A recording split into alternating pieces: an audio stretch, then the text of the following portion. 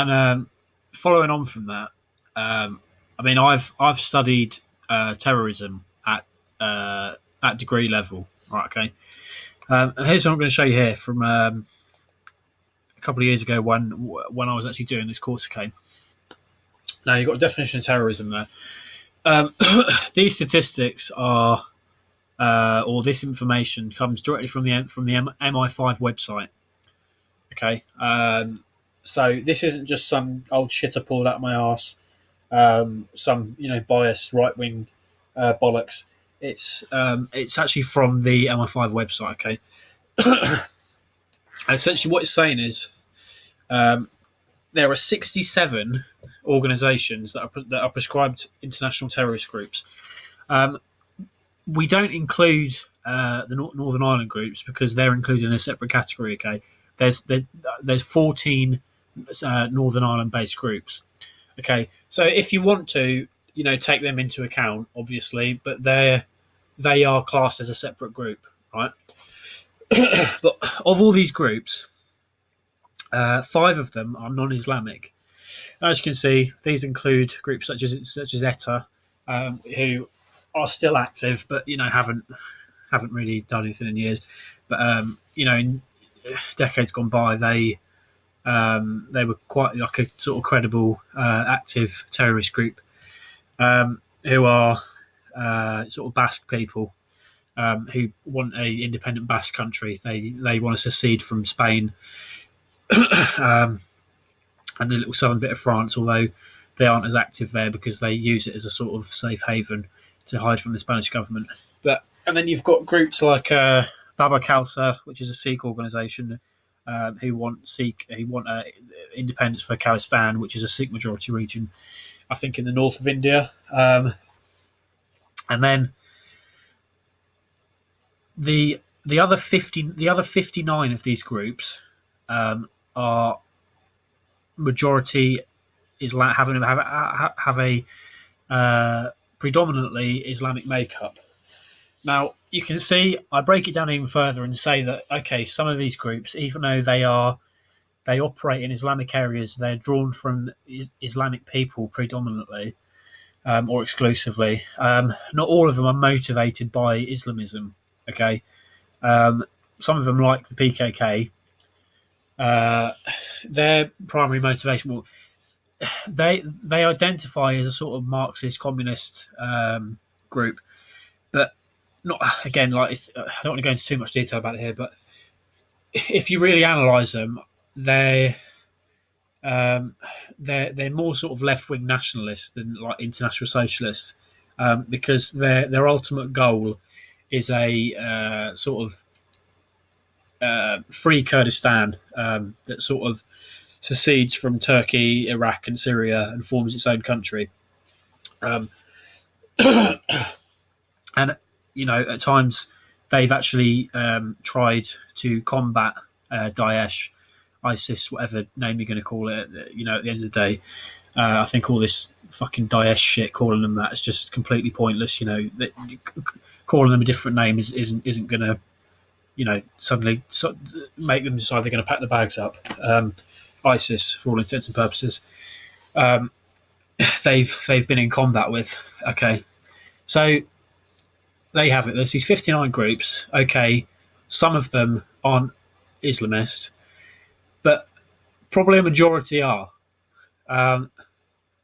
So, of all the terrorist groups that are prescribed as being terrorist groups by the UK government, and I can tell you it's a similar story in the US. I mean, the list might be slightly more exhaustive. There might be a few more non-Islamic groups on there. There might be some groups that are included on ours that aren't on theirs, vice versa. And pretty much any Western country you look at, the majority of prescribed terrorist groups are Islamic. This isn't some conspiracy theory. It's because these people are fucking lunatics. And I'm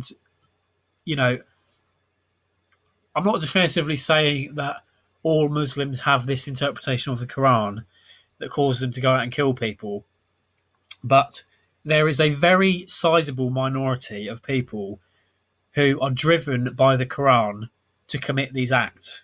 Okay, Islam is the single biggest um, ideological cause of terrorism. Okay, that's a fact. That's a fucking fact. Like there's no, oh, these people have hijacked Islam. This is to them, this is a legitimate interpretation of Islam. Okay, and this isn't some tiny pocket of the community. I mean, where I've provided references for this. Unfortunately, I haven't been able to re-find the article, so this might seem like I am just pulling this out of my arse. But if you Google it, although you might not be able to find the exact article, you can find people referencing it. This 20% figure. Okay, so in the world there is estimated to be 1.6 billion Muslims worldwide. It's believed, estimates suggest that between 20 and 40% of all these Muslims either have extremist views or sympathise with extremist views. Now, the word sympathy implies some, even minute level of support. Okay, if people sympathise with something. So even if you take the more conservative estimate of just 20, of just between 20 and 25%, rather than 40%, which would be a lot even more scary. Out of 1.6 billion people, that's between 300 and 400 million people. So between 300 and 400 million people who believe that these terrorist acts are justified, who sympathise with them. And beyond that, how many more Muslims, even though they might not necessarily sympathise, are indifferent? Okay? And this is what people are talking about, like Nigel Farage again today, where he's been talking about a fifth column. Because, okay, you might be able to get a gauge for people who really ardently have these beliefs or sympathise with them, but how many more from this demographic would sit back and do nothing, or just make a decision on a spur of the moment when the time came? Okay, you don't know where these people's loyalty lie. I mean, again, I'm not suggesting that this is an issue of race.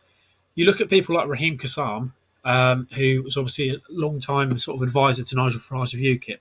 He was raised as a Muslim. You look at him, he's brown. Raheem Kassam sounds like a pretty, Islamic foreign name to me. But he is someone who has embraced Britishness. Okay, you always see him with a pint in his hand. He absolutely loves his country. He's integrated into his country. Okay, but how do we know who's who? How do you know just how many people do subscribe to that Britishness? Because I would not like to decisively say that those people are a majority in this country. And I've got some more stuff here. Okay, that's okay. Now you can say this is a one-off incident, but you look. This is a woman who's been hit by the car in the attack. All the people gathered around her, worried about her, are all white. Okay, who had given her first aid. You've got this woman who looks like a Somali to me, and some kind of East African. She's obviously Islamic because of the headdress. She hasn't stopped to ask her anything. She hasn't seen what she can do. She's walking along, texting on her phone. Okay, you can say that's an isolated incident. But then you've got this. This is from Al Jazeera's live feed. Okay, obviously the majority of viewers from Al Jazeera are from sort of Middle Eastern background. Potentially sort of South Asia, India, Pakistan, and you can see the react here. The vast majority of them are likes, which okay, people like stuff not necessarily because they like it, but because it's been informative or whatever, or haha. So people laughing at this terrorist attack. Lots of these people despise us. They hate our way of life. And they would like to see more of this stuff happen.